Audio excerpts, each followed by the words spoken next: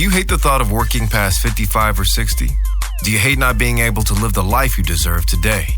Do you hate not knowing what your financial future looks like? It's time to stop doing what you hate.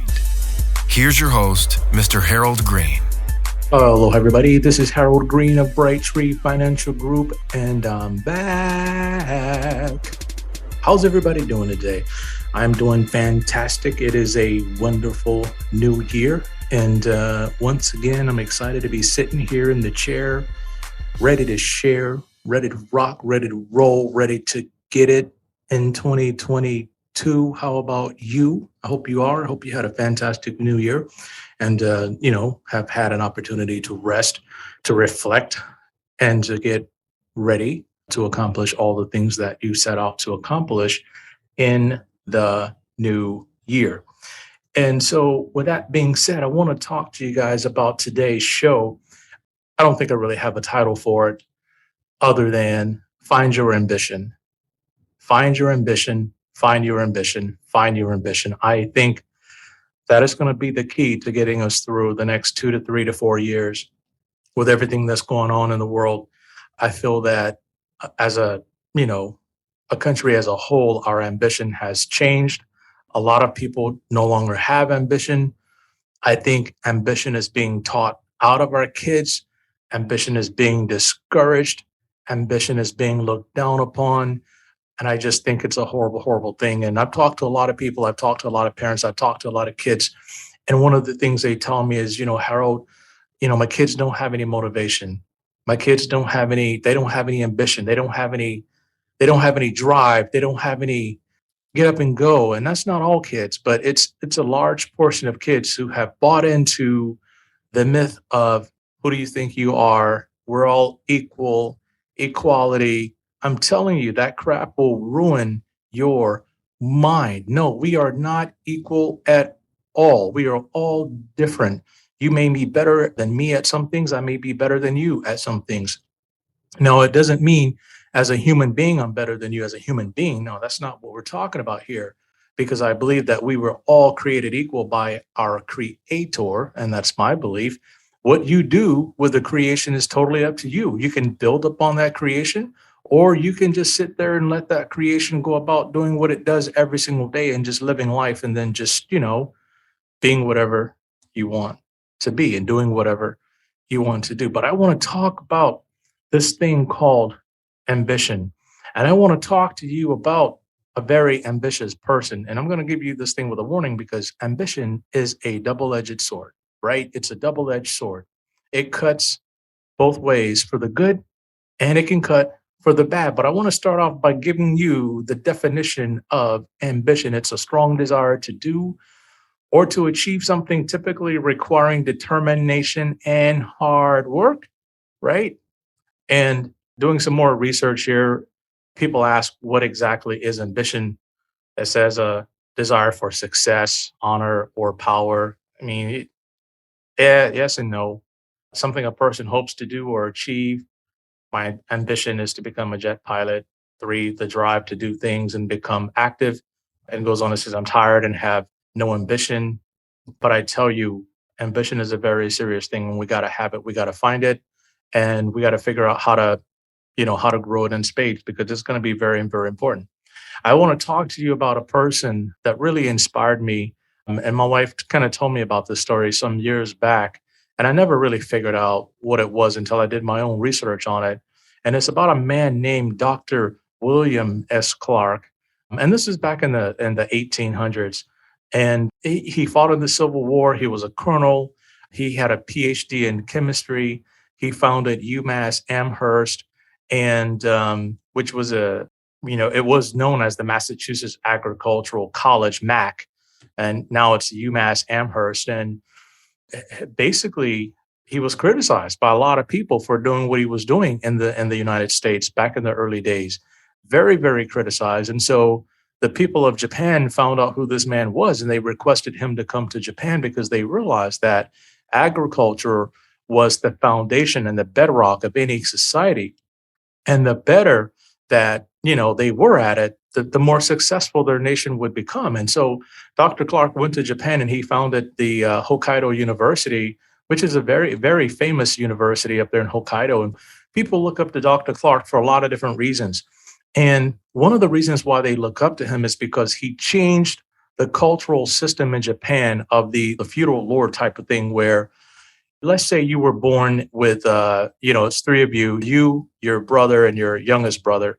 And let's say you were the middle kid, right? And so in Japan, the oldest kid got everything. And so the second kid and the third kid got absolutely nothing. They were kind of, kicked out to go and figure out life, for themselves. But the dad passed everything down to the oldest son. Even the mom got nothing.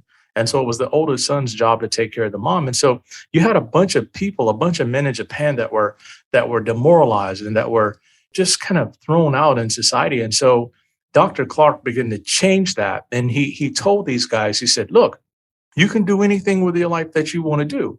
You can become anything that you want to become. And this was kind of heresy back then because you didn't talk like that.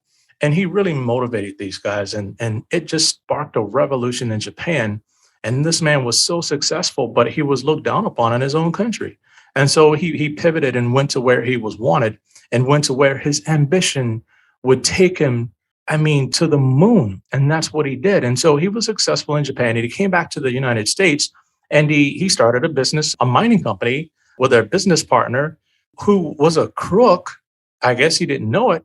The guy was a crook. He was corrupt. And the company went downhill fast. It took Dr. Clark's money. It took a lot of his friends and his family's money. It ruined his health. And then he died of heart disease in 1886. This man started at the bottom. He fought in the American Civil War. He was a leader. Became well known. And then his life got ruined by a crook, a business partner. This man had some serious ambition. It took him up, but because he trusted the wrong person, it also took him down. And so you're going to really have to be careful with your ambition because I'm telling you, that same thing happened to me where I started a business. I became successful. I had business partners, which I should not have had. I didn't do my due diligence at the time. This was many, many years ago. And my company folded and I almost lost everything I had because I didn't put my ambition where it was really supposed to be. I didn't check my ambition. And basically I was foolish because I really didn't have a plan to go along with that ambition. And that's why one of the things I talk to my clients about is making sure you have a well thought out financial plan, a step-by-step to get you from where you are today to where you really want to be, because your ambition will drive that plan. Your ambition will drive anything you put it in. It's kind of like that stuff. I don't know if you guys watched the Iron Man, but he had this suit and he put this nuclear reactor thing in the suit and it propelled the suit. And I'm telling you, ambition is your nuclear power that will propel anything that you put it in. And that's why ambition can be good. It can be bad. It can be used for good or evil. You've seen evil people with ambition and they destroyed countries. They've destroyed people's lives. They destroyed everything that they set their hands to because that's what ambition will do if it's not put in check. And so that was part of my story. And, the other part of my ambition was my wife and I wanted to have our own house one day, our own condo or whatever it was. And I was working for this company. I was making like $30,000 a year. And, we went and we wanted to buy this place. And I quickly realized that making $30,000 a year, we would pretty much have to give up everything we had just to buy it. We would have been house rich and, money poor. And at that time I said, honey, no, this is not going to work because if I'm going to have something, if we're going to own something, we have to make sure that it's not taking every penny we have every single month just to keep the roof over our head. So we said no. And then I set out to own my own business. That was my ambition driving me to own my own business, to start my own company. But the downside of my ambition was I wasn't checking who I was rolling with. I wasn't looking at them in the proper light because my ambition was blinding me. It was fueling me to just go, do, and not check, and not check, and not check. And that almost destroyed me. And so I believe that I have my ambition in check. I have to constantly check my ambition to make sure the things that I'm getting myself involved in is not just foolish. or just foolhardy. Yes, I can be successful. Yes, I can go tackle the world. Yes, I can do all these things, but without a plan to do any of that stuff, I'm just an idiot. That's why I think a lot of people get ambitious to quit their jobs and they go out there and they destroy themselves doing something foolish. And that's why basically 50% of all businesses fail in the first 5 years or the first year or something like that, because the people don't have a well thought out plan to take that ambition and put it in. And the other thing I find is that people use their ambition to chase after foolish things with no plan, right? And it's sad to watch that. You want people to be successful, you want people to grow, you want people to do great things, but at the same time, man, that ambition got to be put in check.